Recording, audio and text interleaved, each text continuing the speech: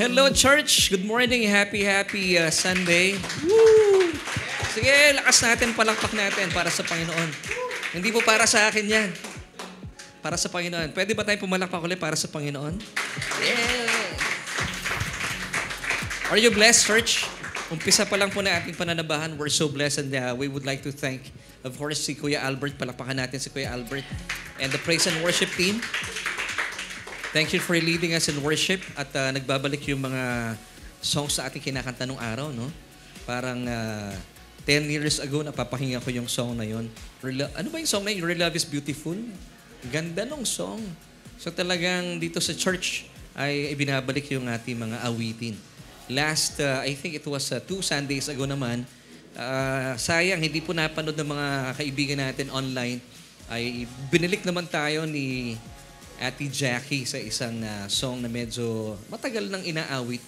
Would you believe that that song was taken from Sarilika 5, Si Jesus ang aking musika. At marami nagre-request sa atin, more.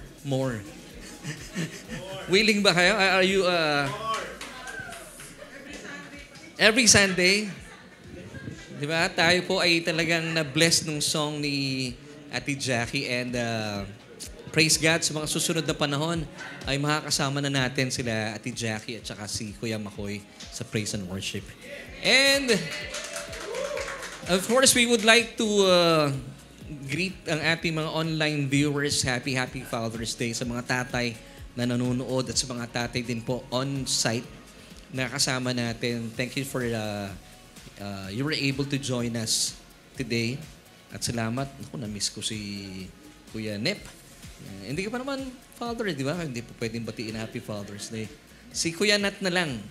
Malapit na. Oo. And of course, binabati natin ang mga bisita natin from Bulacan na lagi tayong ginugulat.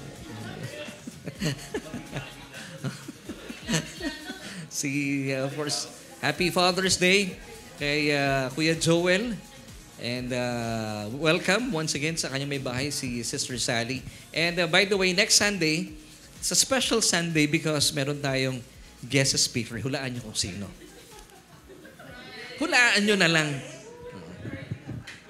Ang makakahula ay may libreng chicharon. At itago natin sa pangalang... Pero ngayon ay tayo po muna magsama-sama. Alam ko pong mahaba-haba ang preparasyon ng ating guest speaker for Sunday. Ang ganda ng kanyang mga... sa 30 pa ba? Hindi, sa Sunday na. Oo, sa Sunday na. Hindi, coming Sunday na. Kaya nga, excited na ako eh. Diba? Hindi lang doon sa chicharon, kundi doon sa napakalutong na mensahe ng Panginoon through our guest speaker. Of course, abangan nyo this coming Sunday. So, search. Sa mga kaibigan natin online at sa mga first-timers po natin, this is Solution Grace Church and we are so blessed to have you today. At kung kayo po ay napapagpala naman sa mga suki na natin, sa mga naniniwala sa ating mga pinag-uusapan, at sa mga dito rin on-site, pwede po bang i-share natin yung ating broadcast today? Kasi hindi lang tayo mapapagpala para mas malawak pa yung naaabot. Okay lang po ba yun? Libre naman no? So naglalambing na lang po ako sa inyo, paki-share yung ating broadcast. Nang sa gayon, hindi lang tayo napapagpala bagkus napapagpala din yung ating mga kaibigan, kakilala, at syempre yung ating mga kapamilya. And gusto ko rin pong batiin, once again, belated happy birthday kay Nanay Alice na talagang napakalakas pa. At napagpala si Nanay Alice, especially ng greetings ni Ate Maisa at lalo na ni Kuya Gio. So Nanay, maraming salamat ha. At nag-aantabay kami ng padala mo dito sa church. Iyon. And today, church, as we celebrate Father's Day, meron ba mga father dito? Mukha ng father. Sabi nila, iba daw amoy ng father. Mababango eh. Diba? Oo nga.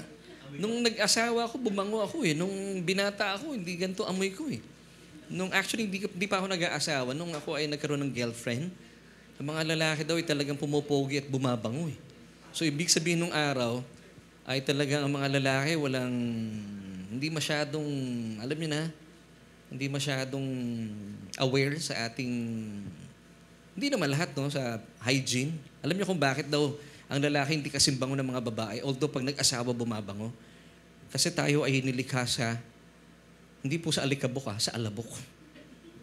Pero later on, nag-aamoy alikabok. Pero kapag nakapag-asawa, bumabango, kagaya ko.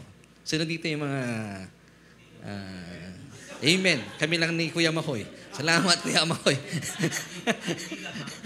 Ay, oo nga naman, si Kuya Gio, mabango si Kuya Gio talaga.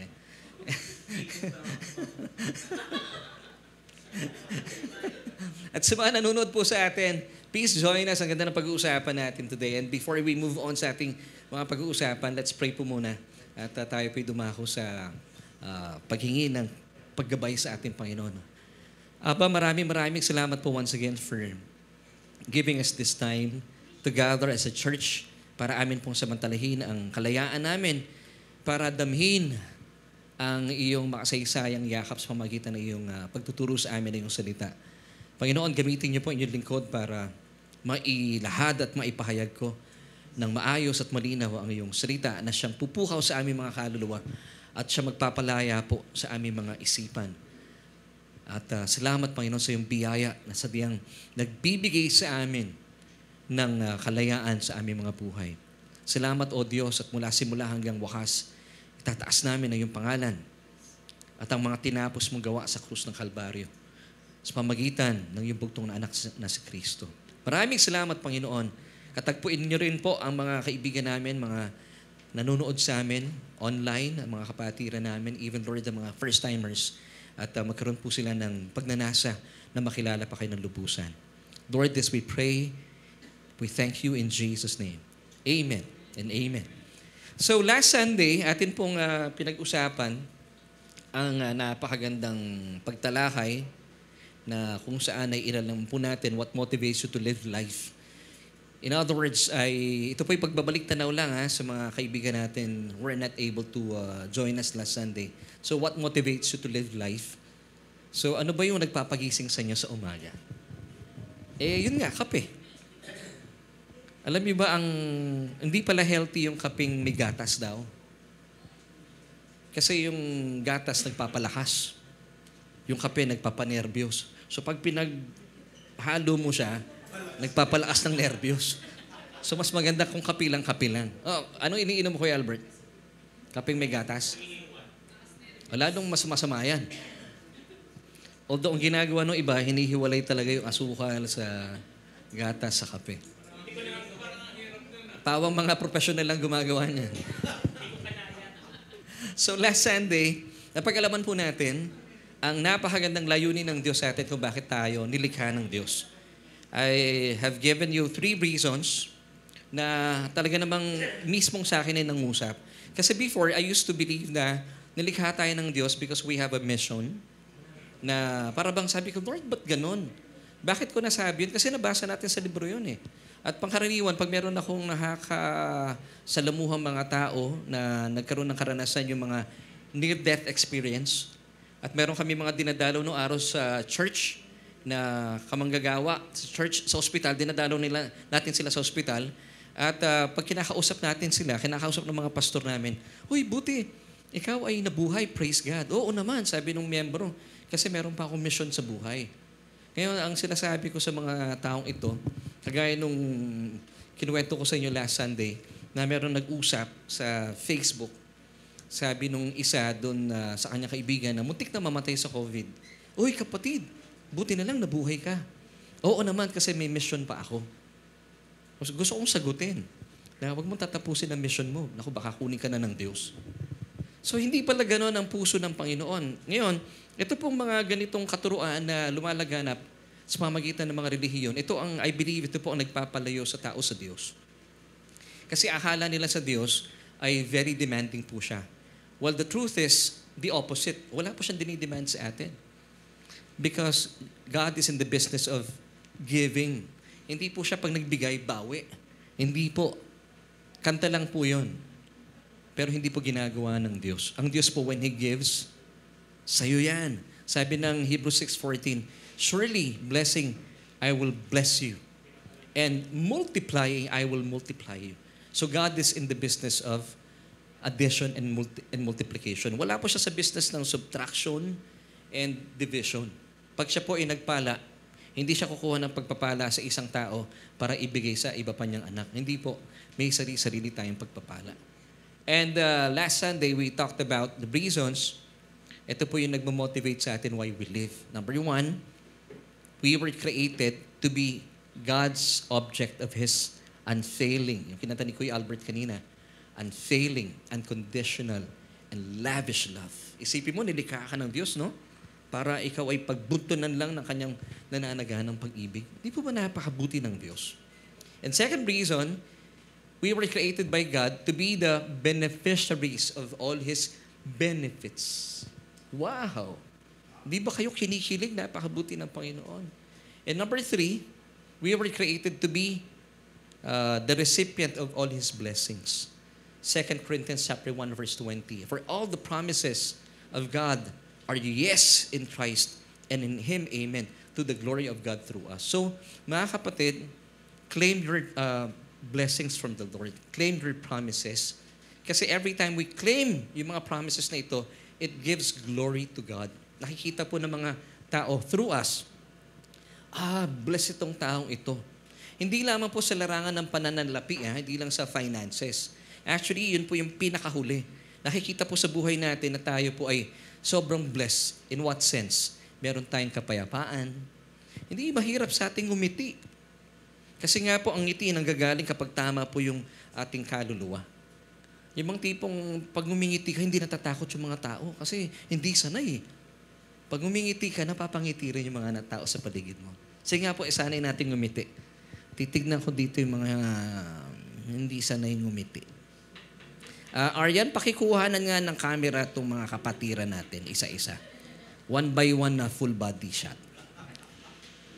Kaya importante po tayo po yung nag-smile because ito po galing sa ating kaloob-looban.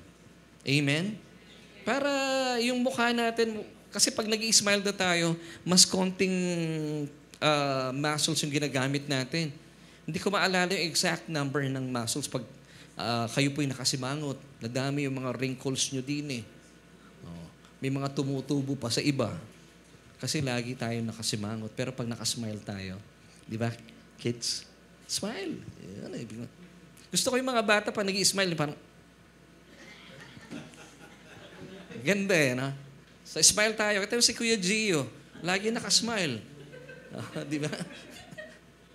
Mukhang batang-bata si Kuya Gio.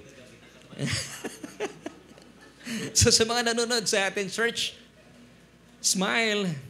Sige po, 1, 2, 3. Gawin nga natin dito, sabay-sabay tayo mag-smile. 1, 2, 3. Smile. Yan, no? Meron tayong CCTV dyan. Hindi nyo alam, kinukunan kayo.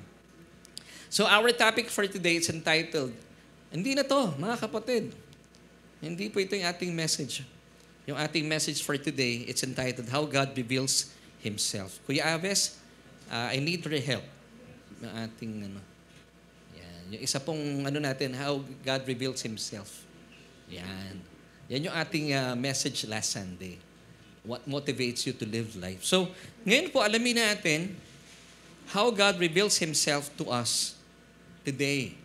Ano ba yung gusto ng Diyos na ipahayag natin? Ipahayag niya ang kanyang sarili. And that's why yung ating question for today ay iikot po dito.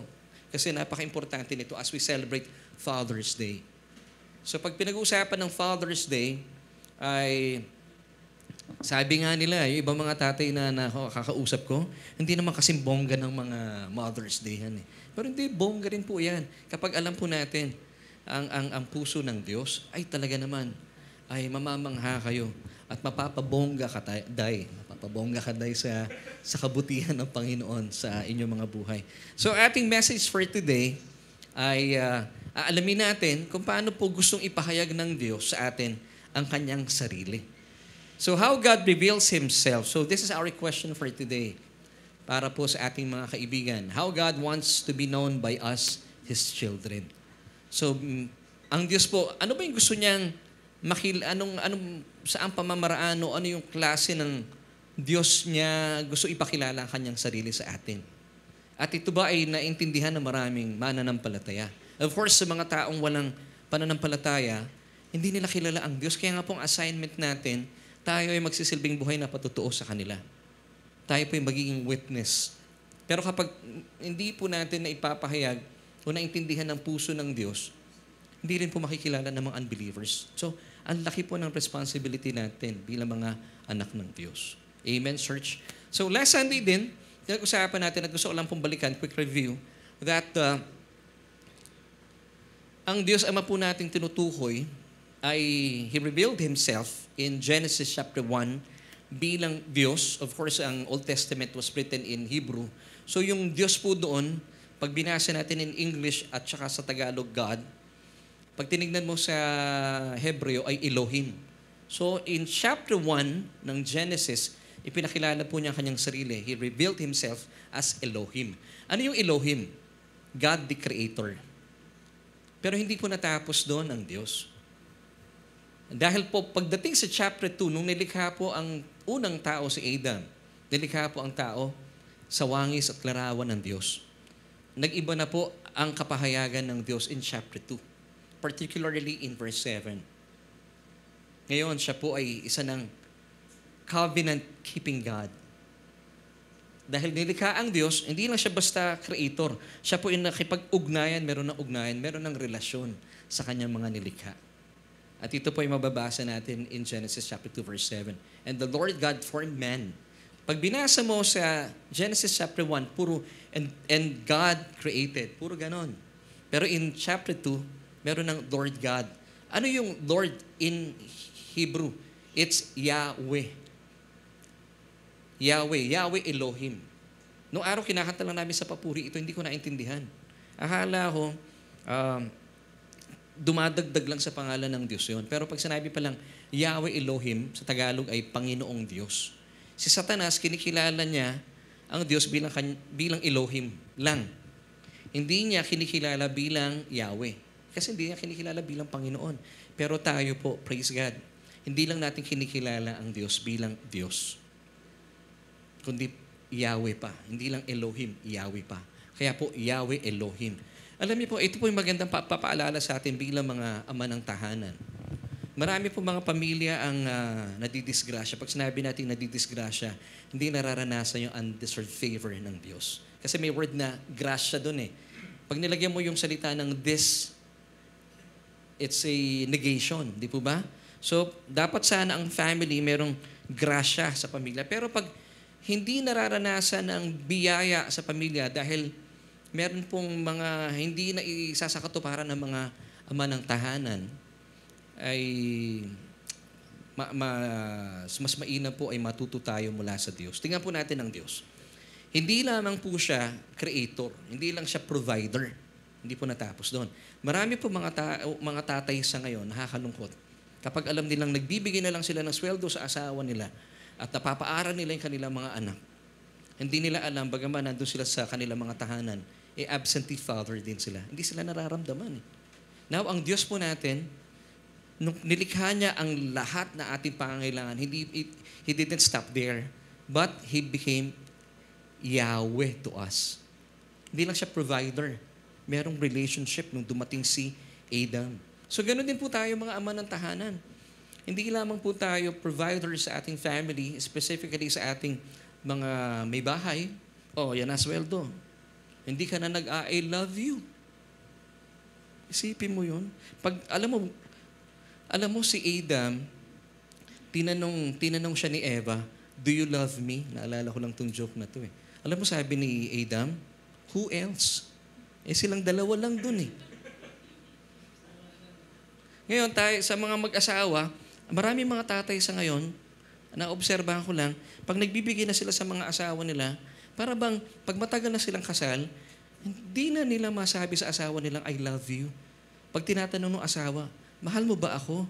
Anong sagot nila? Di ba binanggit ko na nung kasal? Gusto mo bang ulitin ko pa? Hindi po dapat ganon. So, hindi lang tayo provider. May relationship tayo sa ating mga asawa at sa ating mga anak. May nagkakalabitan po dito sa aking harapan, mga kapatira. Hindi, pati ako natututo rin po dito, mga kapatid. Kalabit ba yun o kurot? Kurot yun, tumawa eh. Ako rin, pag kinukurot ako, natatawa ako eh. Para hindi halatang masakit. So nakita niyo po yun, hindi lang provider ang Diyos, nagkaroon din po siya ng relationship. Kasi po, di ba ang pagpapakasal, ang pagkakaroon po ng asawa, hindi lamang po yan a piece of paper. Nakakalungkot nga sa panahon ngayon eh. Parang isa na lang siyang kontrata. Ang pag-aasawa po, it's a covenant. Meron pong ugnayan. Amen? At hindi lamang po kayo may ugnayan, mga tatay sa inyong mga asawa, may ugnayan din po tayo sa ating mga anak. Amen. So makita po natin dito, ang Diyos po natin, hindi lang siya basta God the Creator. He also our covenant-keeping God. Nung nilikha po niya si Adan, and of course dumating si Eva din, he became a covenant-keeping God. May relationship na. So hindi po natapos na nag-provide lang siya. Kinalingan niya mga unang tao. At yun po ang puso ng Diyos para sa atin. Amen?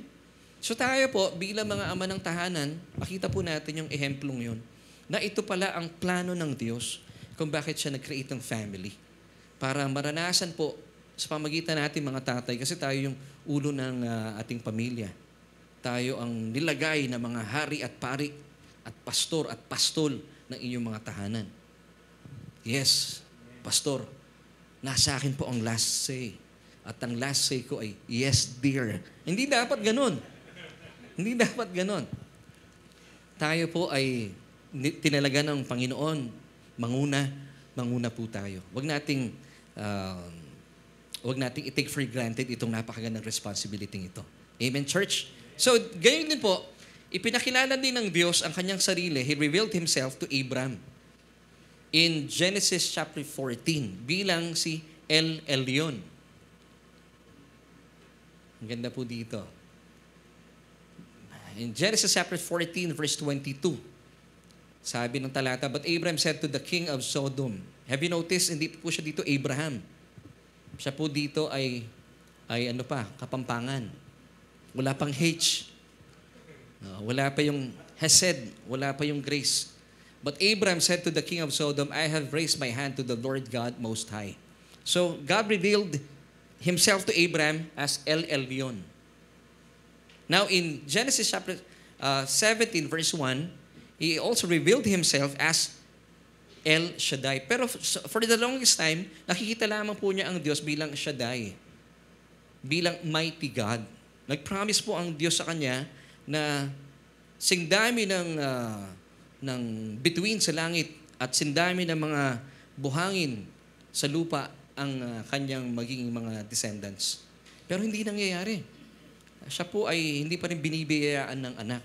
Kasi ang tingin niya po sa Diyos ay mighty God lang, Shaddai. But in Genesis chapter 17, God revealed Himself to Abraham bilang El Shaddai. Basahin po natin. When Abraham was 99 years old, isang taon na lang tatanggap na siya ng 100,000 sa SSS. Pero before that, God revealed Himself to Abraham pa po siya dito, as Lord God Almighty. That's El Shaddai. And then, dito na po nagbago ang kanyang pangalan. He became Abraham. Nung tinanggap po niya yung grace. Believing na for the past 99 years ay umaasa siya sa kanyang effort. Hindi po dumating yung promised child. Now, when he received, yung pong kasing H, yung Hesed, that's the 5th alphabet in Hebrew, ay ibig sabihin nun ay grace. Doon nakita po niya ang kanyang sarili at kinilala niya ang Diyos, not just a mighty God, but the Almighty God. Then breakthrough took place. Dumating na si Isaac. Alam niyo po, matututo tayo dito na marami po kayong pinagpipray sa Panginoon, and for the longest time, parang hindi nangyayari yung breakthrough natin sa buhay. Maybe you see God still today as mighty God lang. Pag sinabi nating mighty God, nakikita mo yung sarili mo, may ambag ka pa rin sa iyong success. Lord, ikaw na bahala sa 70%, ako na bahala sa 30%. Now, pag ganito po ang tingin nyo at pagkilala nyo sa Diyos, you only see Him as mighty God. Kasi may ambag ka pa eh. Kaya napapansin ninyo, parang hindi ko nararanasan yung mga breakthrough ko sa buhay.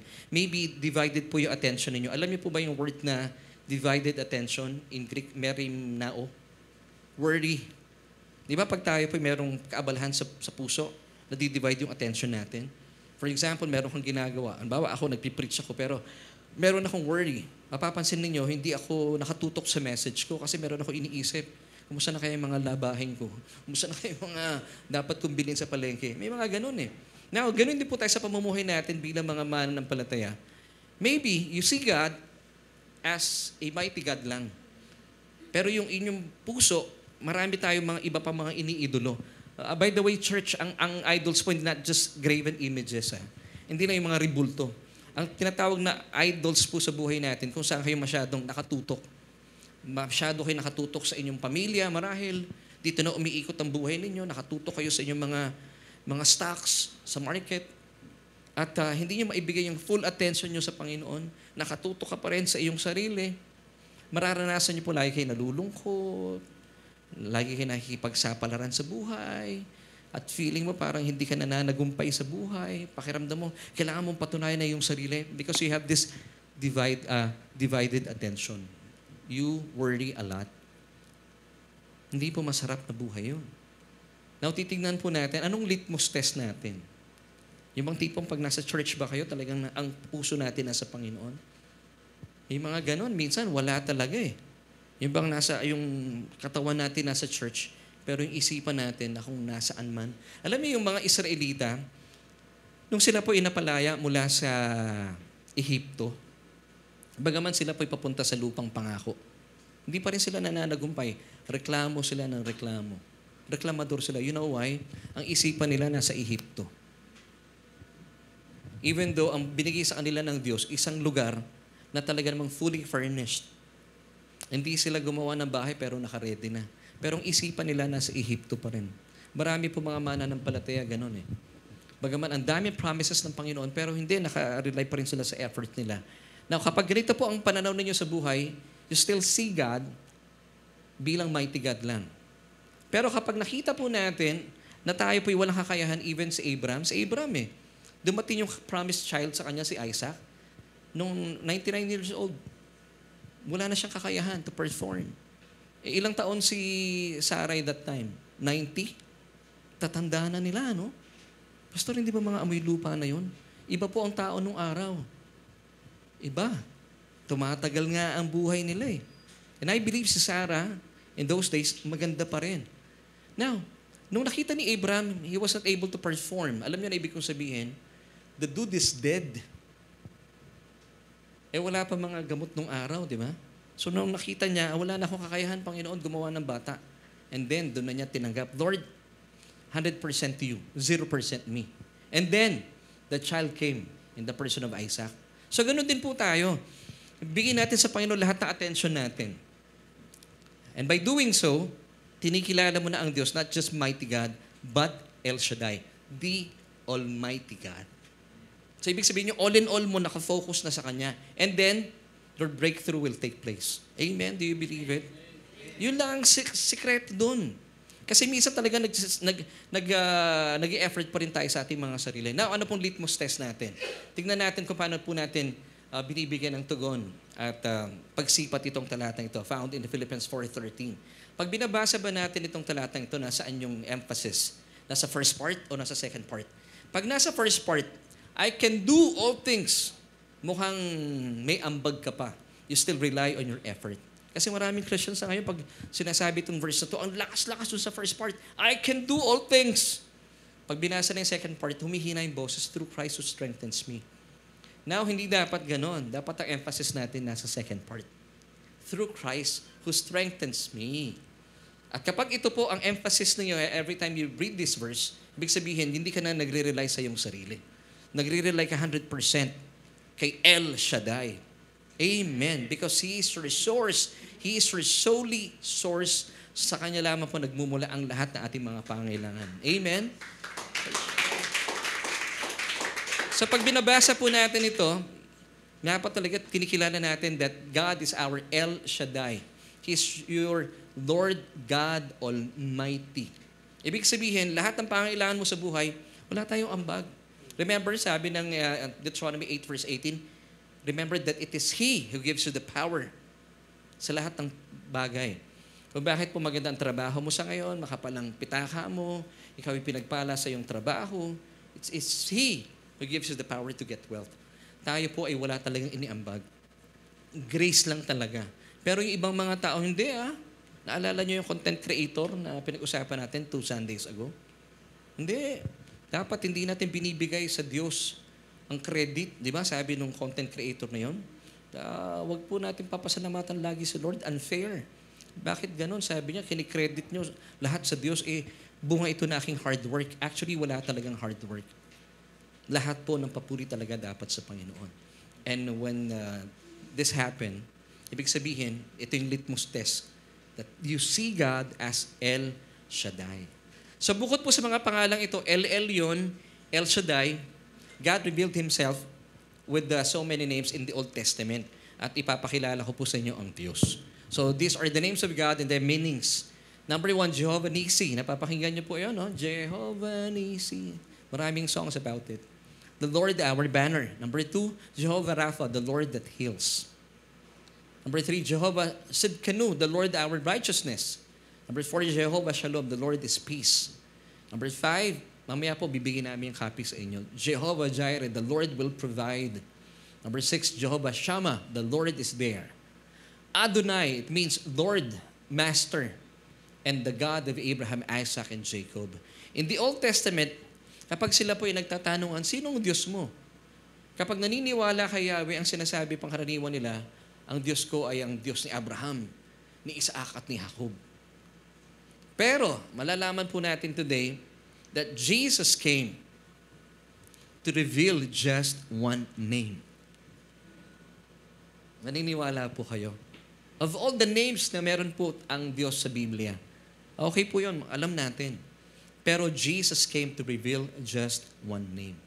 So, ni-reveal ito na ating Panginoon, dapat alam natin kung anong name ng Diyos na ni-reveal sa atin. So, kanina, alaman po natin, hindi lang siya basta Elohim, siya rin po ay Yahweh, Yahweh Elohim.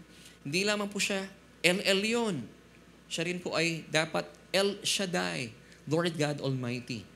And with these names na pinakita ko po sa inyo, Jesus came on earth to reveal just one name. And that name is Luke chapter 11, verses 1 to 2. Now it came to pass, as he was praying in a certain place, when he ceased, that one of his disciples said to him, Lord, teach us to pray, as John also taught his disciples. Verse 2, so he said to them, when you pray, say, Our Father in heaven. Hindi niya sinabi na, oh, God of Abraham, Isaac, and Jacob. Hindi po. That's the Old Testament way. But Jesus came to reveal just one name. Gusto ng ating Panginoong Hesukristo at gusto rin po ng Diyos na kilalanin natin siya bilang ating Father. Come on, church, say this with me. Father. Pag sinabing Father, hindi po yung Father na, oh, Father. Hindi yung malayo, Ito po yung Father na may intimacy.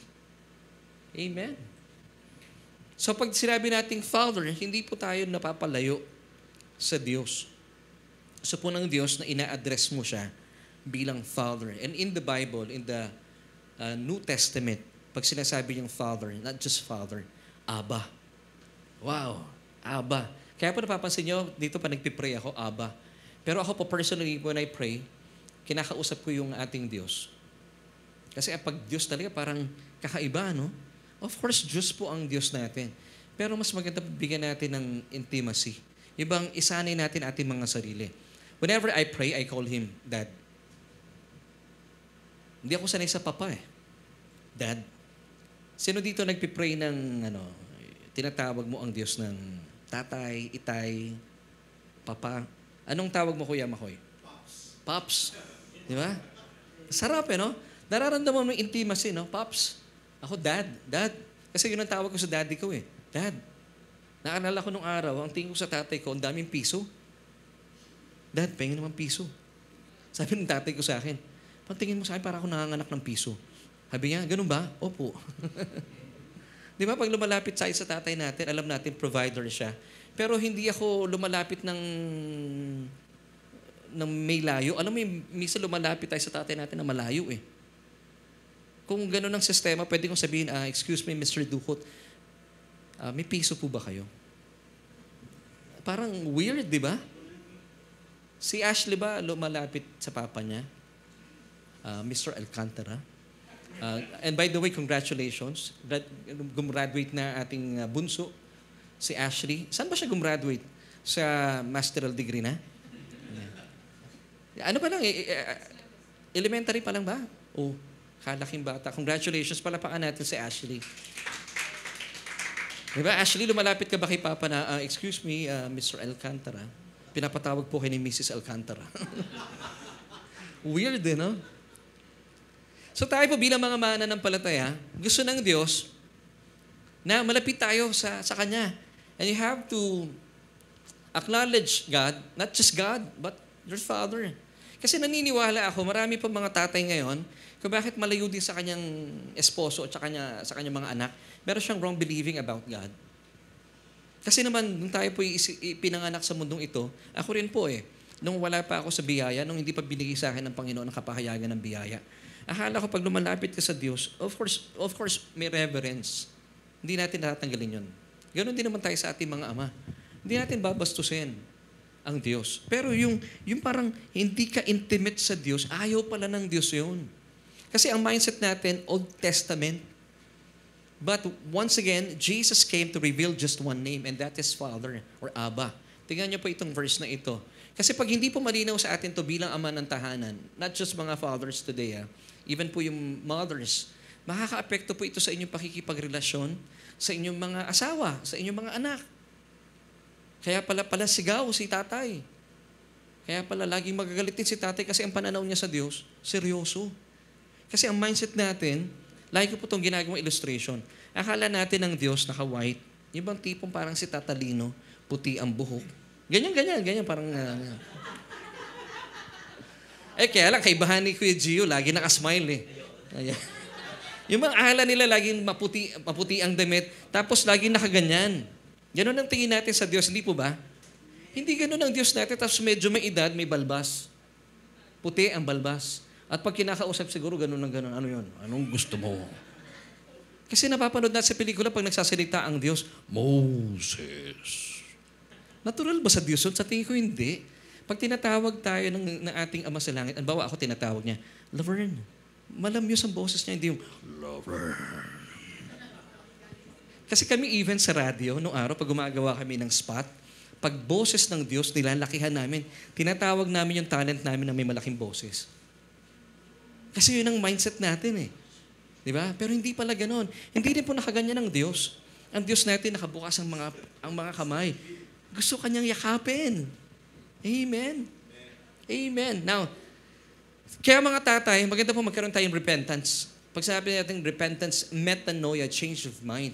Ang Diyos po natin na sinasamba, hindi mabagsik, hindi nakasimangot, hindi nakahalukip-kip ang mga kamay, hindi mukha siyang principal. Hindi siya mukhang librarian. Di ba? Mga librarian, gano'n. Pag nasalita, hindi gano'n ang Diyos. Ang Diyos po natin masayahin. Now, tignan po natin itong Romans 8:15. For you, yung you dito, mananampalataya, you did not receive the spirit of bondage again to fear. So today, as believers, we did not receive this bondage again. Have you noticed the word again?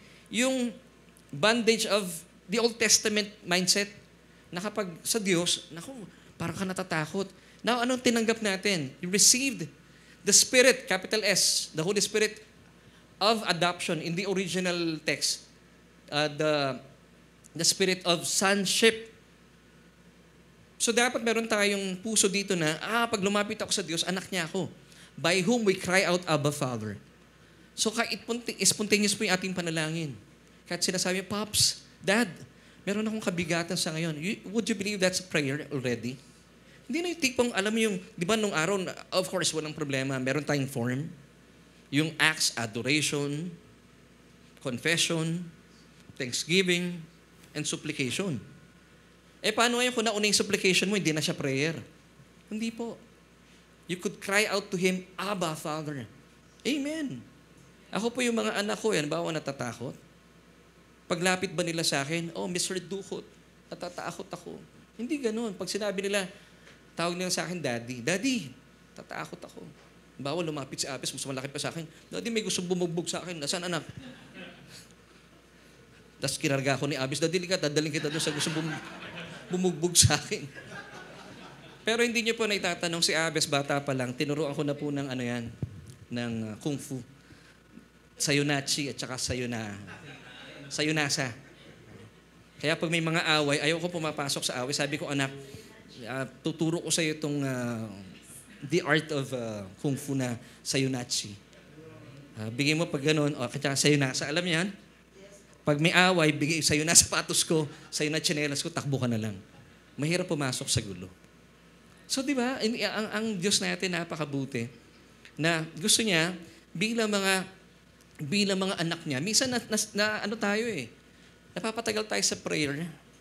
Kasi ang feeling natin, dapat yung acts, may sistema. Nagiging legalistic tayo. Meron ka na gusto sabihin sa Panginoon. Nandun ka pa lang sa adoration. Lord, meron akong gustong sabihin sa'yo. Hindi pa, nandito pa sa S yan Dito ka muna sa A. Hindi ba ako pwedeng tumalon sa S? Lalagpasan ko muna yung C at saka yung T. Napipigilan tayo, mga kapatid But you could come to Him with the spirit of sonship adoption. You could cry out to Him, Abba, Father. Alam niyo, kahit sinasabi yung, Abba, meron akong problema. That's prayer already.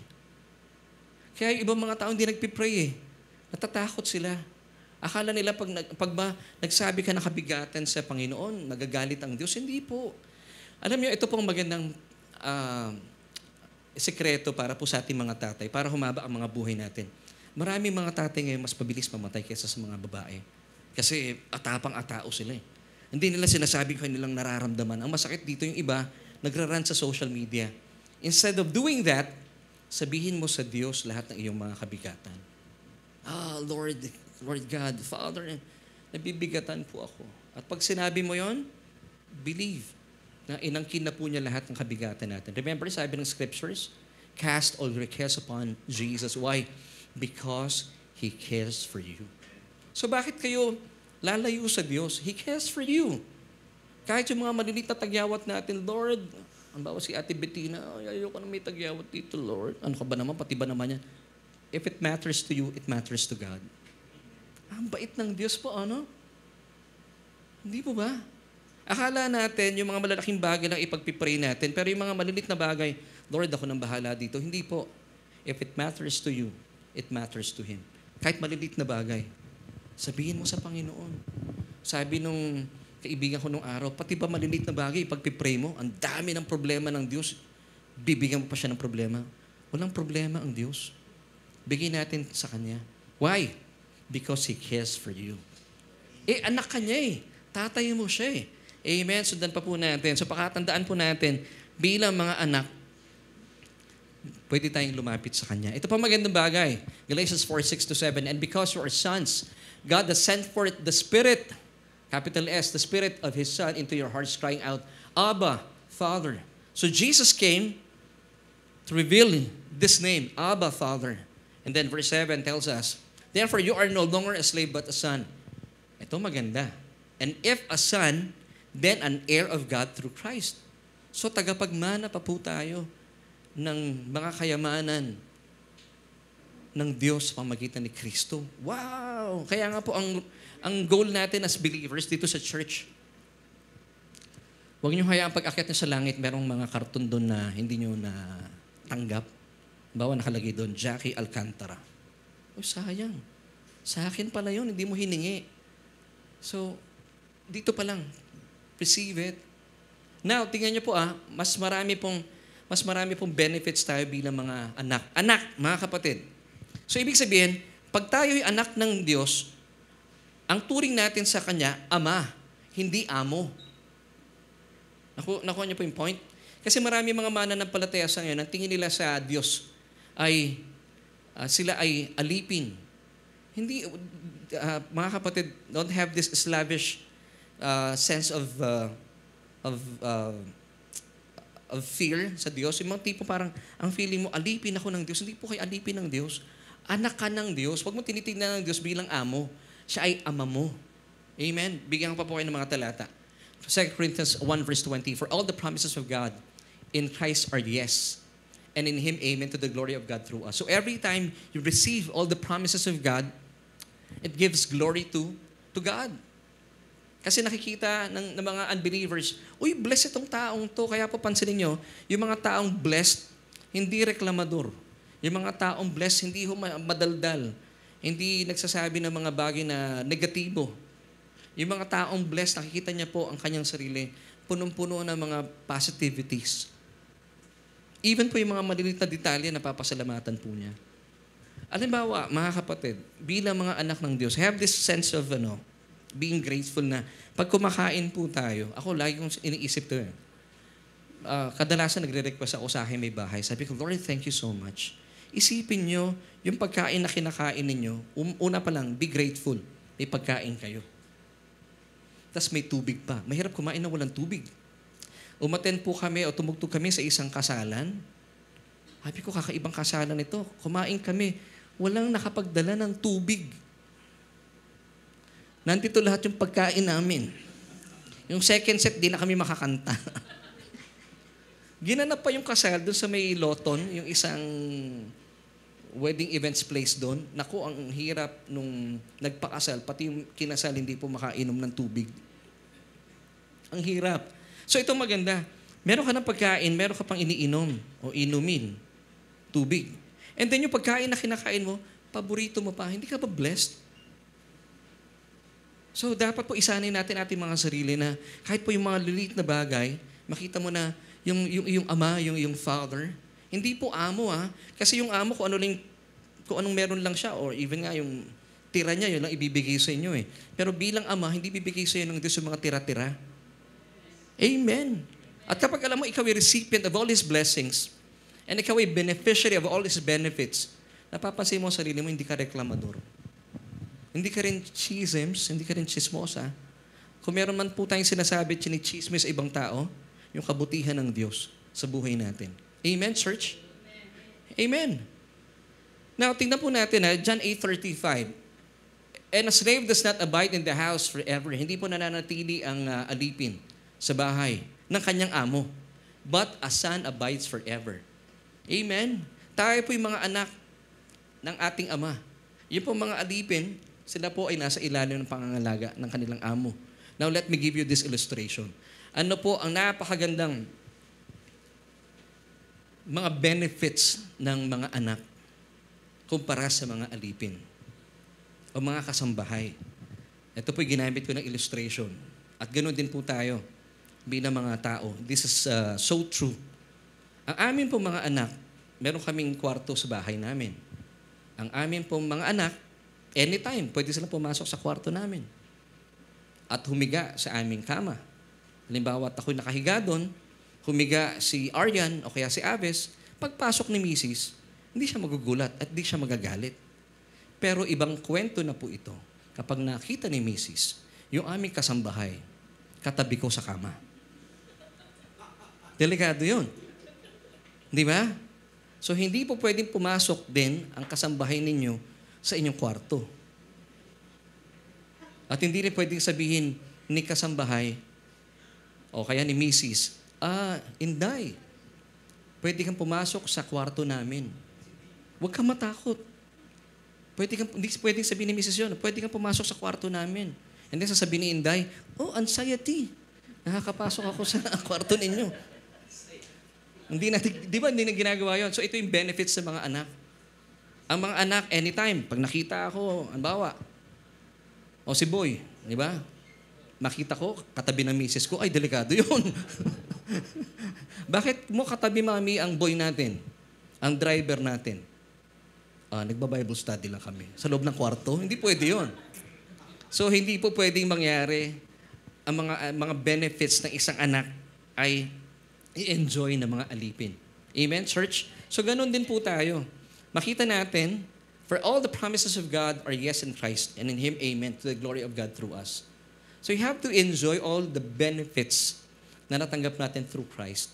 Ito po ang advantage natin bilang mga anak ng Diyos. Nung last Tuesday, kung babasahin po natin James chapter 4, may mga taong nag-aaway-away, Yung iba, pumapatay pa para makuha lang yung gusto nila. You know why? Because they do not ask for it sa Diyos. Hindi sila humihingi sa Diyos.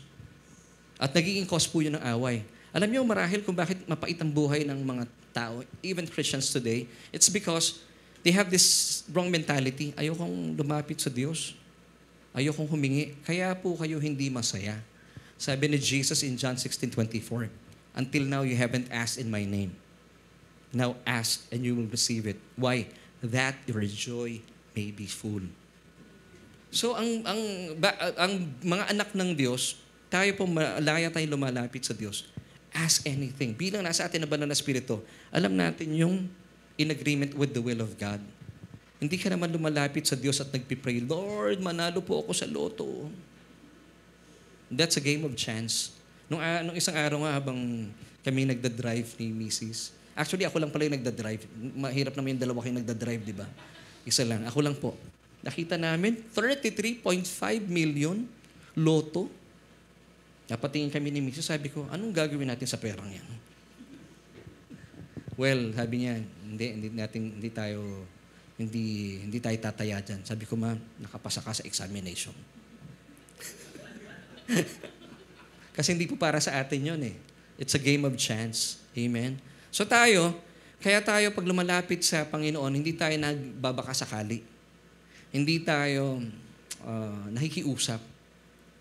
Alam natin yung tama at sa mali. At kapag tayo po ay nagpipray, we have the mind of Christ. Alam natin, when we pray for something, ito po ay in agreement with the will of God.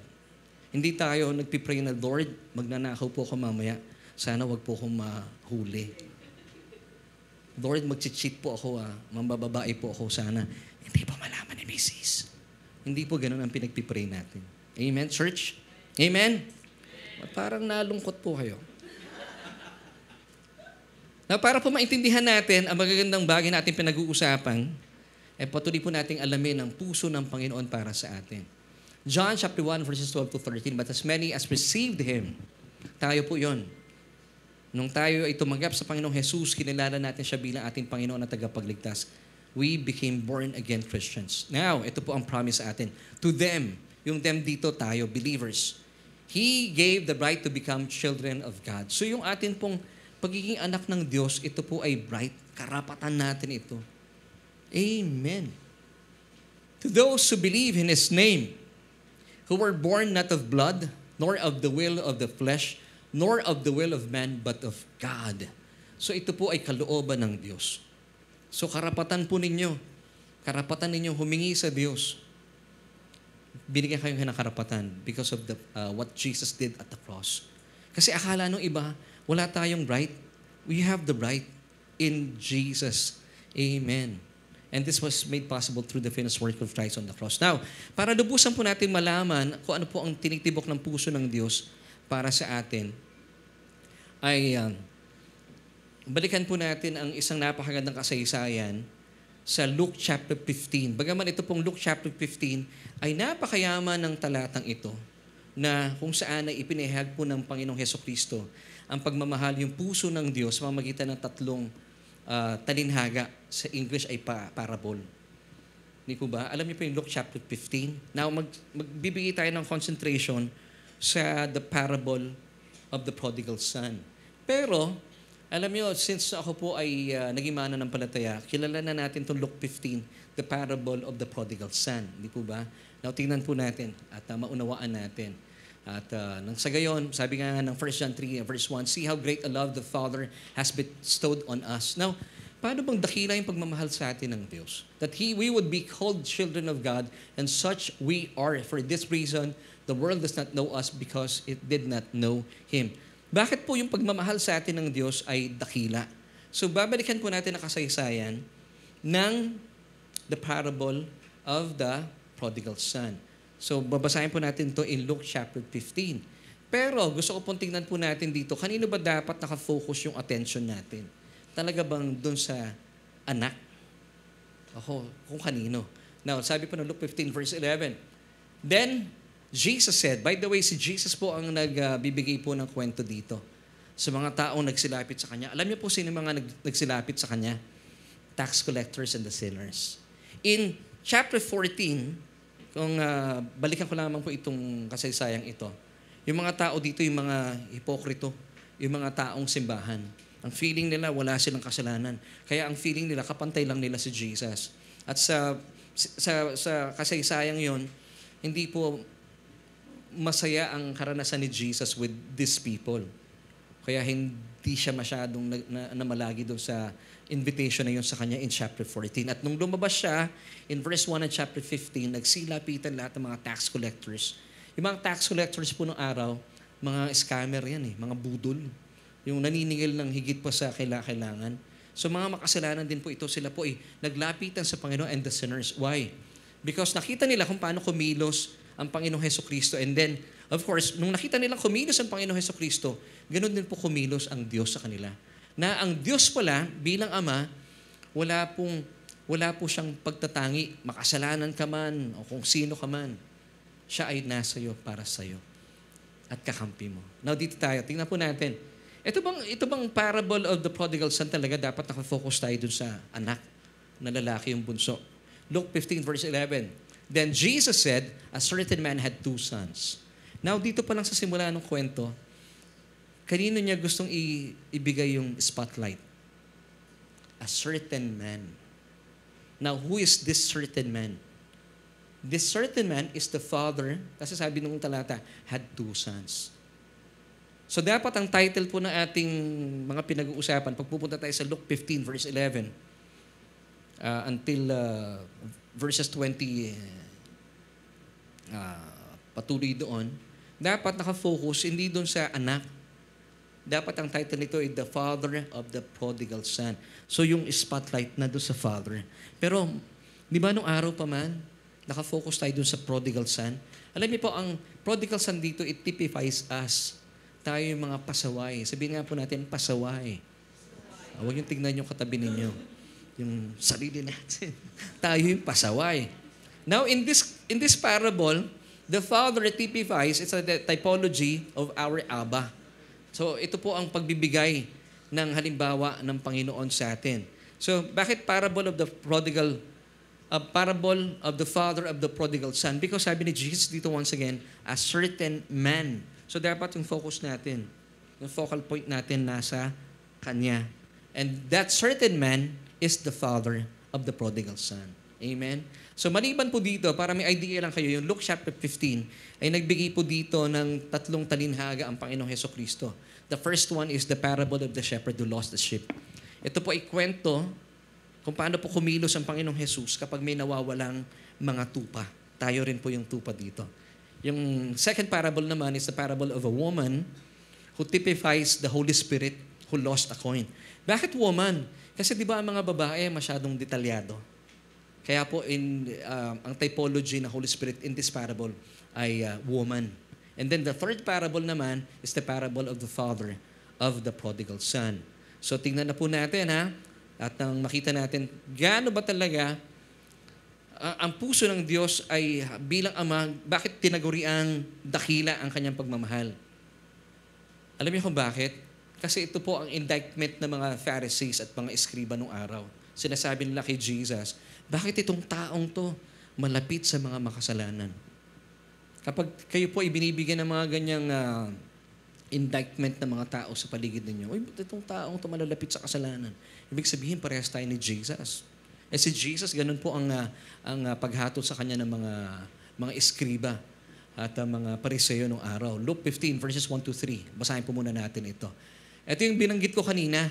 Then all the tax collectors and the sinners drew near to Jesus. For what reason? To hear Him. So may napakinggan sila at lalo silang nanabik. Ano bang mga sasabihin pa nitong anak ng Diyos na ito kung bakit sila naglapitan? So church, dapat po ang ebanghelyo, yung ebanghelyo nga po ang ating ipinapahayag, ito po ay nagkakaroon ng desire ng mga unbelievers na makinig. Amen. Hindi po ba good news yun? Verse 2. And the Pharisees and scribes complained, saying, this man, referring to Jesus, receives sinners and eats with them.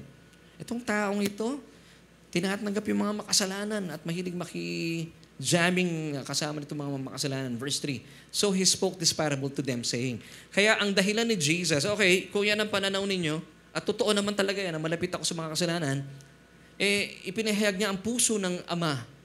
At ang puso niya, of course, sabi ni Jesus, I and the Father are one. Pares lang sila ng puso Because Jesus is God's will in action.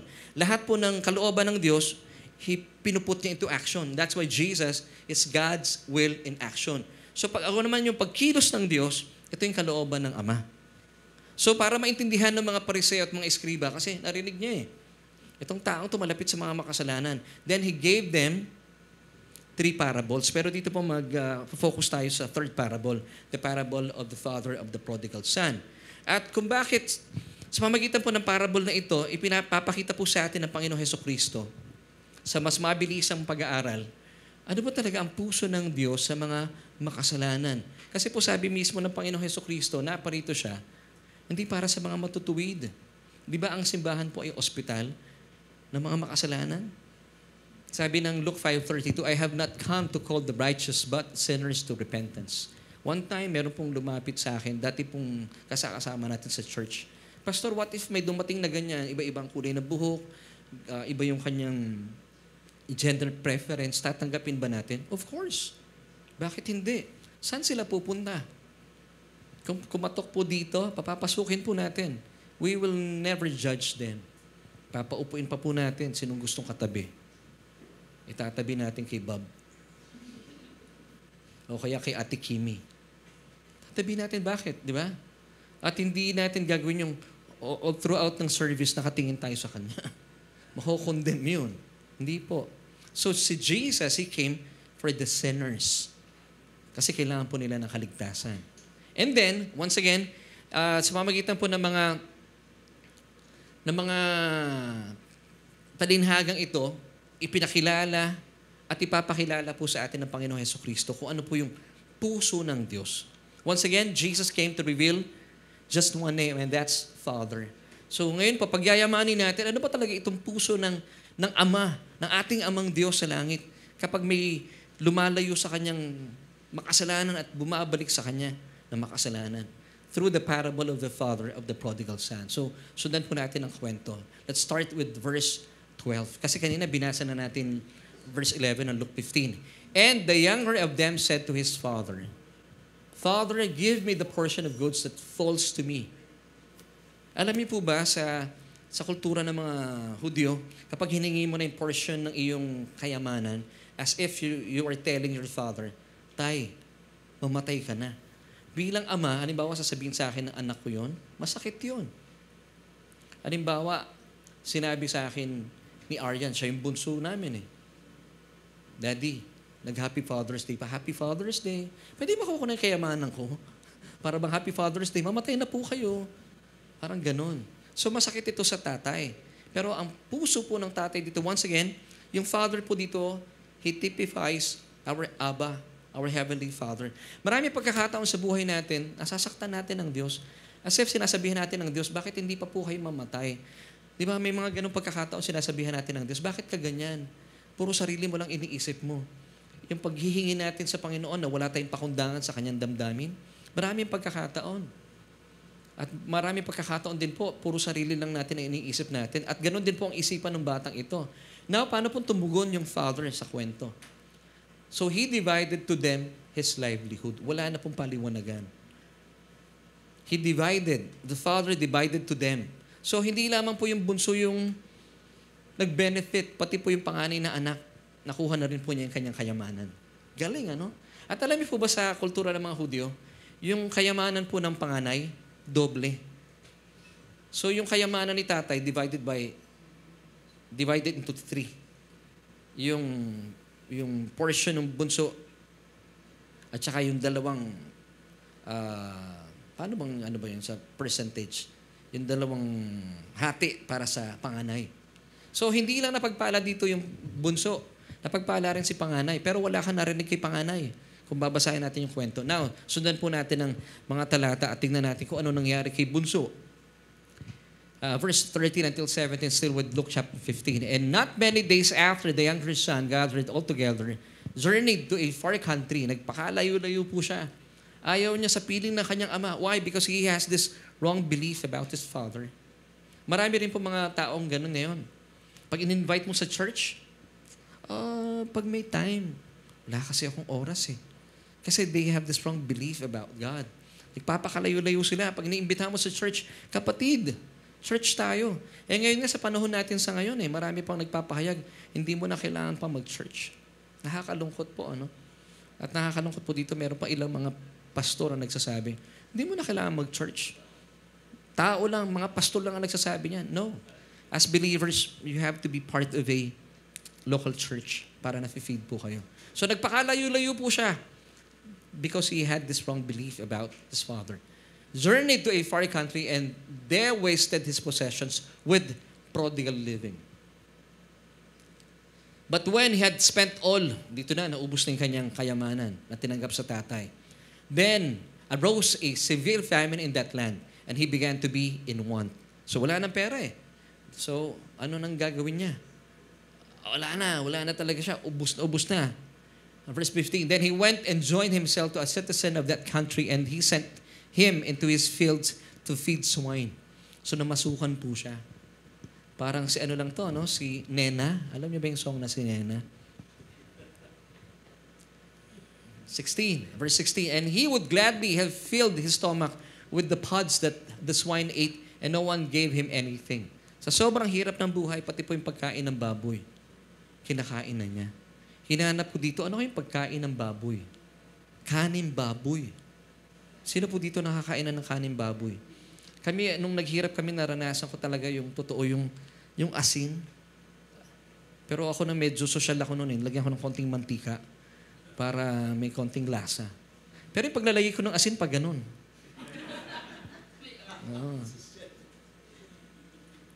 Nung wala kami talaga makain, konting asin, nabudburan ko yung ano namin. So dito po, wala siya makain eh. Kinain na niya yung pagkain ng baboy. So ano sabi ng baboy sa kanya? Kinyan. Verse 17. But when he came to himself, akala nila dito, oy, mukhang nagbago na yung isipan ng lalaki. The question is, did he repent? Tignan natin yung kwento He said, how many of my father's hired servants have bread enough and to spare, and I perish with hunger. Dito sa pinapapasuhan ko, kinakain ko yung pagkain ng baboy, pero sa tahanan ng aking ama, yung mga head servants, yung mga alipin doon, yung mga katulong ng tatay ko, ang daming mga pagkain doon at marami pang natitira, pero dito nagdurusa ako. So, napagtanto niya. Gano'n naman tayo, sabi nga ng mga nanay natin, nasa huli ang pagsisisi. At least may pagsisisi pa rin. Pero mga kapatid, wag na po kayong humantong. Even yung mga nanonood sa atin online, wag na kayong humantong sa inyong huli. Magsisi na po tayo. Huwag nyo na hintayin yung huli. Ang hirap nito, yung talagang ubos na ubos ka na. Actually, dumating din po kami sa ganun Na feeling natin na meron ka pa Na alam ko, Lord, marami akong galing Matalino ako, marami akong kayang gawin. Ganun ako nung araw Sabi ko, Lord, ba't ito lang natatanggap ko? Ang dami kong talents. Yabang, propensity ng tao yun. Yung bang tipong binibenta mo na yung sarili mo, dami mo na mga CV, mga curriculum vitae na pinapadala. Pero walang tumatanggap sa inyo. Nung araw, naghahanap kami ng gig Parehas tayo ng naranasan. Lahat ng bars pinupuntahan namin. Magaling naman kami Sabi ng mga nanonood sa amin, magaling kami pero walang tumatanggap. Alam niyo kung bakit? Kasi nakikita mo yung sarili mo, ang husay mo. Binabasa ko naman ng Philippians 4:13. I can do all things through Christ who strengthens me. Ang hina nung ikalawang bahagi. Pero nung natanggap ko ang biyaya, praise God. Yes, Lord, I can do all things. May may pagkababaang loob. Through Christ who strengthens me. Kaya at the end of the day, talagang sa Diyos ang lahat ng papuri. Amen. So ang tao, pag nakikita natin, nasa huli na tayo ng mga lubid natin, doon tayo bumabalik sa Diyos. Pero dito po makita natin, even though may mali pa rin po siyang pakay, and I believe hindi po siya nag-repent. Nagkaroon lang siya ng repentance, pagbabago ng isipan, pero ang motivation nito hindi po pagmamahal.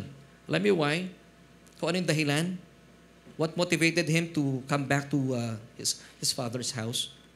gutom, Tom Goods, hungry tummy. Hindi tungkol sa pagmamahal. And then tuloy po natin ang kwento. Verse 18 tayo. Still with Luke 15. I will arise. Gumawa siya ng plan. I will arise and go to my father and will say to him, Father, I have sinned against heaven and earth and before you. Kita mo na, naging spiritual siya bigla. Ganun tayo, di ba? Pag walang-wala ka na, nagpipray tayo, Lord, alam kong nagkasala ako sa iyo. Diyos ni Abraham, ni Jacob, at ni Isaac. Tapos nakaluhod ka pa. Wala namang masamang lumuhod. Pero meron tayo, ang tawag dito ay rehearse speech. So talaga siguro pinagbutihan niya, no? Gagawa ko ng script. I-rehearse ko to. At ang sabi nga niya, maaga akong pupunta sa tatay ko. And then will say to him, Father, I have sinned against heaven and before you. Now verse 19 tells us, and I am no longer worthy to be called your son. Make me like one of your hired servants. See? Meron siyang maling thinking about his father. At marami ring tao sa ngayon, kung bakit maraming tatay ang mabagsik sa kanilang mga anak, it's because they have this wrong belief about God. So akala natin, ang Diyos po natin, ang ating Ama sa Langit, pagbibigyan ka pag may ginawa ka sa Kanya. Now, meron pong ganitong sistema talaga. Ang tawag po dito ay gantimpala.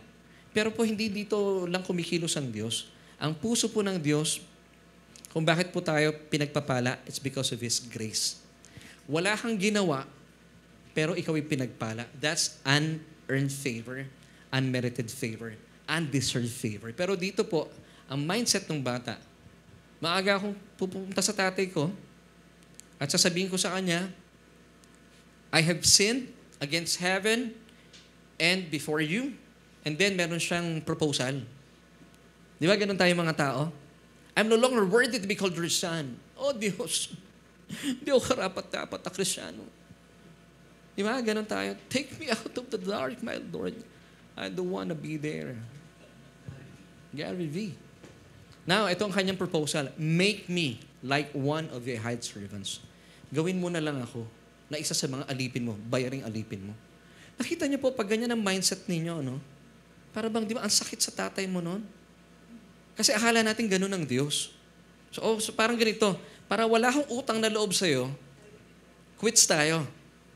Bayaran mo ako, maglilingkod ako sa'yo. Oh. Ang tawag dito ng mga tao sa ngayon, panata. Okay, Lord, maglilingkod ako sa'yo. Pag binigay mo sa akin itong babaeng ito, ginawa ko rin yung dati. Lord, promise, maglilingkod ako sa iyo basta ibigay mo lang sa akin si Joe. Pinag-pray ko yun nung araw.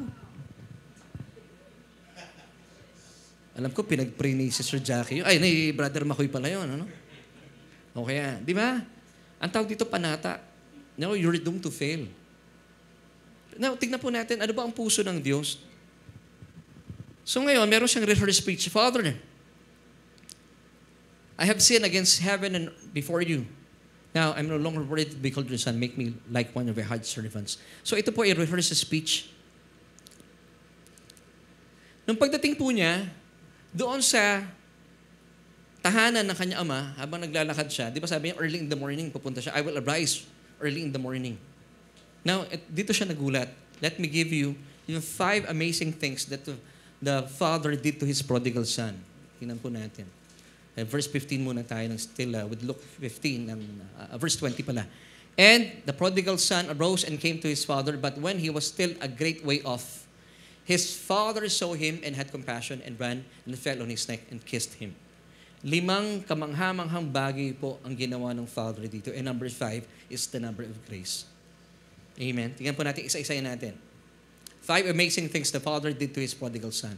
The first one, His Father saw him. So nung paparating yung anak, His Father saw him. So ibig sabihin, remember, sino yung Father dito? Typifies our Abba. So when His Father saw him, so ibig sabihin yung tatay doon, hindi umaalis. Nakuha niya po yan? So ibig sabihin, nandun na siya. Matagal na niya inaabangan yung kanyang anak. And then, pagkakita niya sa anak niya, his father had compassion. Tayo po mga tao, hindi ganito. Kung nandun man tayo, nakita natin yung anak nating pasaway, sabi niya, nandyan na siya. Eh mayaman ako di ba? Mayaman yung tatay Tatawagin niya yung katulong niya. Boy, sabi mo dito sa anak ko, pumasok sa bahay. Di ba? Aalis yun No, his father had compassion. His father saw him. His father had compassion. Hindi siya umalis doon. And then, may nangyari. Hindi niya napigilan yung tibok ng kanyang puso. Grabe, nakakaiyak to. His father ran. Sa mga Hudyo po, hindi tumatakbo ang tatay. It's unbecoming of a father. Ang mga Hudyo, lagi naglalakad. Di ba si Jesus, pag nababasa niyo sa Biblia, and Jesus walked. Wala ka naman mababasa, and Jesus ran. Pero in this case, the father ran. Wow!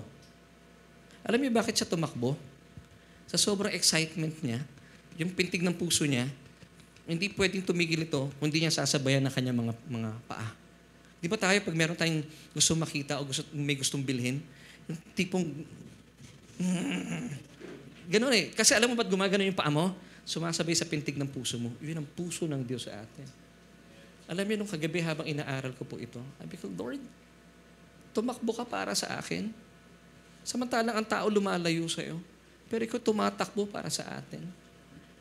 Mga kapatid, kung meron kayong revelation about the Father's love, isipin ninyo, pwede naman siya maglakad eh. Tatay siya, pwedeng ganun eh. Okay. Nandiyan ka pala. Hindi, tumakbo eh. Imagine mo tumakbo. And then, hindi po natapos dito. His father embraced him or fell on his neck. Remember, saan po nagtatrabaho itong batang ito? Sa babuyan. Anong amoy niya? Givenchy? Hindi. Amoy baboy din siya. It did not matter. He kissed him. He embraced him. Yakap. Hindi ganun Hindi ganun. Yakap. May amoy. Kaya kahit po sino dumating dito may amoy, tatanggapin natin. Pag-usapan namin ni Kuya Makoy kanina. And then, number 5, his father kissed him. Wow! May amoy. Anak, sabi niya pwede niya sabihin, anak, nung umalis ka dito, amoy melon ka. Pero ngayon, melon ka ng amoy. Pero it doesn't matter. Niyakap, hinalikan pa rin niya. Now, ito po ang tatay natin sa langit. Ba't ka lumalayo sa Diyos? Sabi ko, Lord, habang inaaral ko to, pwede mo naman hindi gawin ito eh. Diyos ka eh.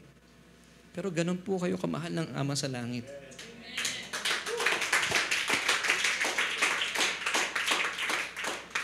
Ano pong tawag dito? Undeserved favor. Hindi po tayo deserving. Unearned favor. Wala ka tayong ginawang kabutihan eh. Puro kasamaan pa nga eh. Unmerited favor. Wala kang ginawang merit. Ang tawag dito, grace. You did not deserve this. Pero ginawa ito ng Diyos sa atin. Why? Bottom line, because He loves you as His child. Oh God. Pwede po ba natin palapakan ng Panginoon? Whew. Talaga mapapahu tayo. Now, let's go back to our question as we end.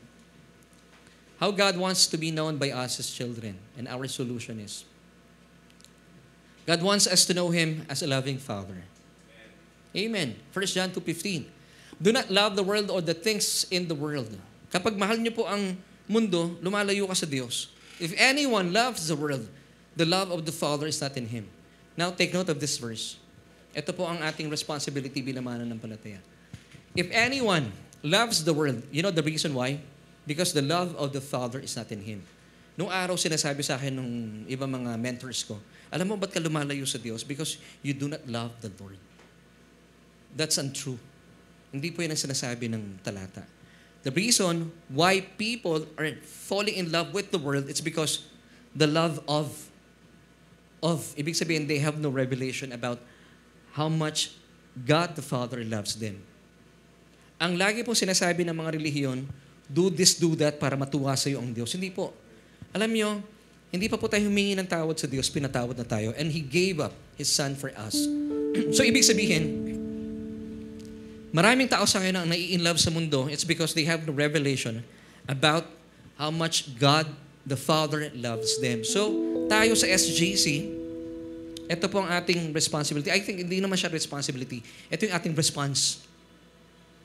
Response, and then ito yung ating ability. Responsibility. Let us tell the world of God, of our Father's love for them. Hindi po natin sila binibigyan ng batas. Hindi. Binibigyan natin si Jesus. Amen? Now, ang Diyos po, sabi ng John 3:17, hindi niya binigay ang kanyang bugtong na anak para kondenahin ang tao. For God did not send His Son into the world to condemn the world, but that through Him, everyone might be saved. Because God is in the ministry of reconciliation. Tingnan niyo po yung talata ito, 2 Corinthians 5:19. That is that God was in Christ reconciling the world to Himself. He is now reconciling you to Himself. Wala nang problema eh. Now, ang may problema sa tao. Because they have no revelation how much God loves them. Isipin niyo kung paano natin sasabihin, mahal ka ng Diyos. Ang Diyos ay tumakbo para sa iyo at para sa akin. Mahal tayo ng Diyos. Bakit ka lalayo? Ang dapat, alam mo, ang ginawa lang nung bata, siguro na-amaze siya, no? Na-overwhelm siya. Napatayo lang siya. Bakit nayakap siya? Bakit nahalikan siya? Na-overwhelm siya. He just consented himself to be embraced by his father.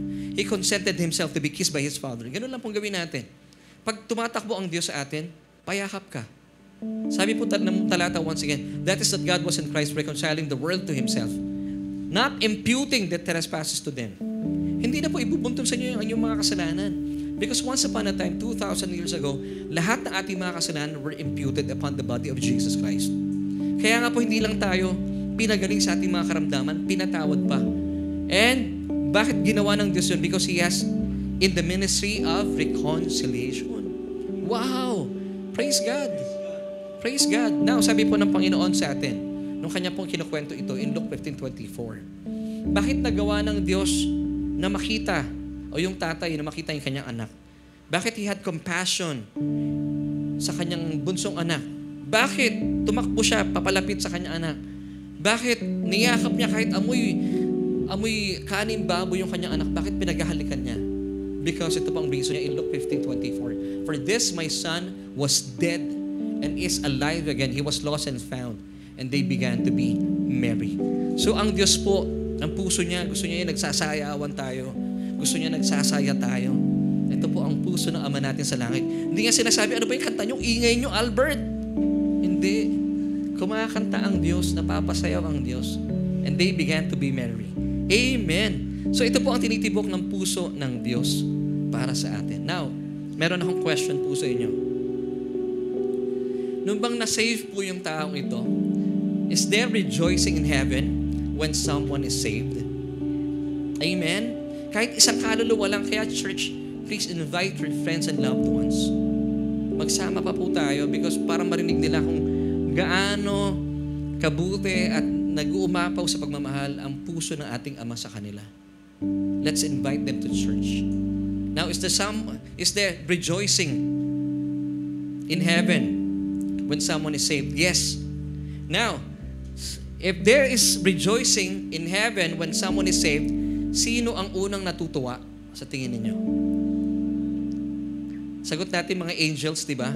Kasi binabasa natin ito eh. Luke 15:10. Likewise, I say to you, there is joy in the presence of the angels of God over one sinner who repents. Hindi po yung mga anghel ang unang natutuwa. Mali iyon. Now, tingnan nyo yung talata. There is joy in the presence of the angels. Nasaan ba silang presensya yung mga anghel? Sa presensya ng Diyos. So, sino unang natutuwa? Ang Diyos, ang ating Ama sa langit. Nakikigalak na lang yung mga anghel. Amen? So, ibig sabihin, pag merong isang taong naligtas, ang una at kauna-unahang tuwang-tuwa. Hirap yun. Ang ating Ama sa langit. And then yung mga anghel sa langit, ang ating Ama sa langit, and then nahahawa na yung mga anghel sa langit. Wow. Hindi po KJ ang Diyos. Hindi siya nakaganto. May isang naligtas, nagtatawa na yung mga anghel. Talaga masasaya kayo. Hindi ganun ang Diyos.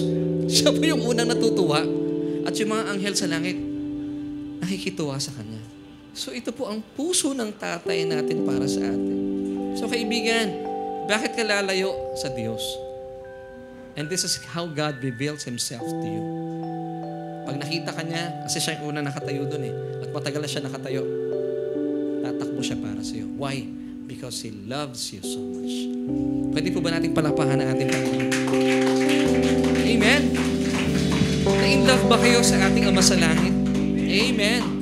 So Jesus came to reveal just one name, and that is Father. So church, I would like to invite you. Ngayon pa lang, simulan na po natin. Whenever you pray, si Kuya Makoy, sinimulan na niya, Pops, sarap ano? Hindi po makikinig sa Diyos yun. Parang walang galang, hindi. Yun ang tawag mo sa tatay mo eh. Pwede yung tawaging Itay. Pwede po ba natin gawin yun? Or Dad? Or Papa? Pwede? Church? So gusto ko muna kausapin niya before we sing a praise song for our Abba. Kaibigan, kung kayo po ay na mangha sa ating mga pinag-usapan na nagulat ka, ito pala ang puso ng Diyos. Hindi lang siya basta Diyos, siya rin ay Ama. As we celebrate Father's Day today, pagyamanin po natin ang katotohanan ito. Your Father loves you. Pero kailangan mo munang tanggapin ang paanyaya sa iyo ng Diyos para siya ay maging Ama sa iyo. All you have to do, just open your mouth, pray this prayer with me, at buksan din po natin ating mga puso. And believe in your hearts that Jesus was raised from the dead. And then you will be saved. Ganun lang kasimple. So please pray this prayer with me. Sabihin niyo po ito. O Diyos, kinikilala kong aking sarili. Wala kakayahan apart from you. Kaya naman kinikilala ko si Jesus bilang aking Panginoon at tagapagligtas. Salamat po dahil sa iyong kamatayan, winakasan na ang aking mga kasalanan. At makalipas ang 3 araw, ikaw ay nabuhay na maguli mula sa mga patay. Ito ay nagpapatunay na ako'y pinaging matuwid na sa harapan mo, O Diyos, aking Ama. Salamat po at inaangkin ko, Ama, Itay, ang iyong kaloob na kaligtasan. At salamat din, Ama, dahil ang aking pangalan ay nakasulat na sa aklat ng buhay. Amen at amen. Kung isa po kayong sumabay sa panalangin yan, manampalataya po kayo. Kayo po ay anak na ng Diyos. Ikaw ay anak niya at siya ay Ama mo. Amen. Amen. Purihin mo ang Panginoon. Sige po, tayo mga kapatid. And as we sing this song, pangunahan po tayo ni Kuya Albert. Mamangha tayo sa puso ng Diyos. God loves you so much. Oh, thank you, Jesus. Thank you, Abba. Your unfailing love. Your unfailing love over me again. Your unfailing love. Your unfailing love. Your unfailing love. Your unfailing love. Your unfailing love over me again. One last time, church. Oh, thank you, Father. Your unfailing love. Your unfailing love. Your unfailing love over me again. Church, once again, if you still remember yung ating message last Sunday, God created you with a purpose and to be the object of His unfailing, unconditional, and lavish love. Nag-uumapaw pong pagmamahal ng Ama sa inyo. So receive it today, church. Mahal po kayo ng Panginoon. Huwag kayong lumayo sa Diyos. Mahal kayo ng Ama. Hindi lang siya basta Diyos. Hindi lang siya basta nag-provide. Siya po ay nakipagrelasyon pa sa atin. Isipin niyo po iyon. At yung relasyon na iyon ay pinagtibay niya ng kanyang bugtong na anak. Isang kasunduan ng purong biyaya na sadyang punong-puno ng magagandang mga pangako sa atin ng Diyos. So ngayon po mga kapatid, ang hiling natin itong pagmamahal ng Diyos. Bagaman na ating pong pagmamahal ay nag-fail, but His love is unfailing. So believe it. Ano man pong iyong mga daladalahin, even po yung mga nanonood sa atin online. Mahal ka ng Diyos, hindi po ito magbabago. Hindi po ito magka-fluctuate. From Monday until Sunday, constant po ang pagmamahal sa iyo ng Diyos. Even though we fail most of the time, but His love will never fail. At pwede po bang, as we pray today, i-address po natin, acknowledge natin ang ating Diyos. as your dad, as your Abba, Itay, Tatay, Papa. Pwede po bang sanayin natin ang sarili natin sa ganun? At sabihin natin na ating mga kabigatan, cast your cares upon Jesus. Why? Because He cares for you. Sabi sa Tagalog, dahil siya ay nagmamalasakit. Ang nagmamalasakit po, ang pundasyon niyan ay pagmamahal. So, ano man po inyong mga kabigatan sa buhay na nagpapanungkot sa inyo, ibigay natin sa ating Ama sa langit. Mahal tayo ng Diyos. Let's pray, church. Aba, Itay, Ama, habang amin pong ipinagdiriwang ang iyong araw, actually, Ama, ito po'y araw mo. Salamat po kasama na aming mga kapatiran today. We celebrate your goodness, Abba. We celebrate your faithfulness. Salamat dahil kami po isinilang na makasalanan, pero nanatili po kayong nakatayo at naghihintay para sa amin. And you had compassion for us. And that's why you sent your Son to be the propitiation or the atoning sacrifice for our sins. And then, Lord, kayo pa ang lumapit. Hindi na kayo basta lumapit. Kayo po ang tumakbo papalapit sa amin. At niyakap mo kami kahit hindi po mabango ang aming amoy. Dahil sa aming mga kasalanan. At patuloy mo kaming hindi lang niyakap, pinaghahalikan. O Diyos, I pray that each and every one of us today magkaroon po ng revelation of about your great love for us. Panginoon, salamat po sa katotohanan ito. Na paliwas po ito sa aming mga nakagisnan sa pamamagitan ng mga relihiyon namin napakinggan. Ikaw ay isang Ama, isang Itay, isang Tatay, isang Aba na nag-uumapaw at dakila ang pagmamahal po sa amin.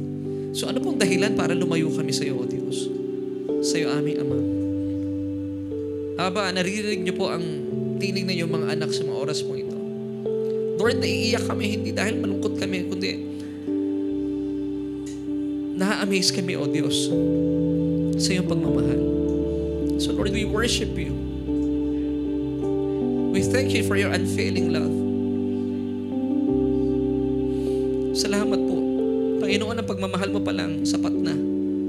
At alam ko, Panginoon, nangyayari po sa oras na ito. Natutunaw na po lahat ng aming mga kabigatan. Lord, salamat ang iyong pagmamahal ang siyang pumapawi ng mga pangamba at takot sa aming mga buhay. Church, consent yourself to be embraced by your Father. Consent yourself to be kissed by Him. Hayaan mong yakapin ka ng iyong Ama. Marahil for the longest time, hindi ka nang umingiti, lagi kang naiiyak, lagi kang nabibigatan. But this time, consent yourself to be loved by Him, by your Abba. Mahal na mahal po tayo na ating Ama sa langit. Abba, maraming salamat po. At alam namin, O Diyos, you want the best for us. Kaya nananampalataya po kami na mahal mo kami. At dahil mahal na mahal mo kami, you will never leave us or forsake us. Salamat po even, Lord, sa mga kaibigan namin, mga kapatiran namin ngayon na nakahiga sa banig na kanilang karamdaman. We declare healing be upon them. Lord, maging pundasyon po nila ang iyong nananaga ng pag-ibig at pagmamahal. Kapatid na nanonood sa amin, even dito sa church, kung meron po kayong karamdaman, receive your healing, receive your breakthroughs in Jesus' name. Salamat, Abba, for your unfailing love.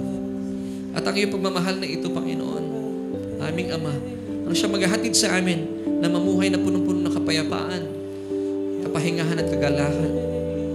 Purihin ka, Abba. Purihin ka, aming Ama. Salamat. This we pray. In Jesus' name. Lahat po tayo magsabi ng Amen. Praise God, church. See you next Sunday. We're blessed. Nakakaupo na po tayo.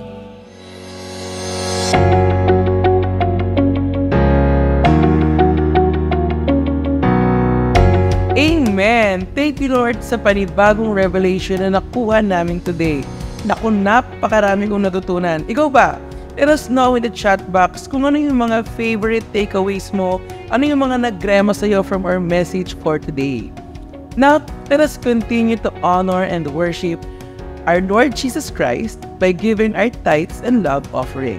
But before that, let me remind you guys na ang inyong tithes ay para sa inyong home church.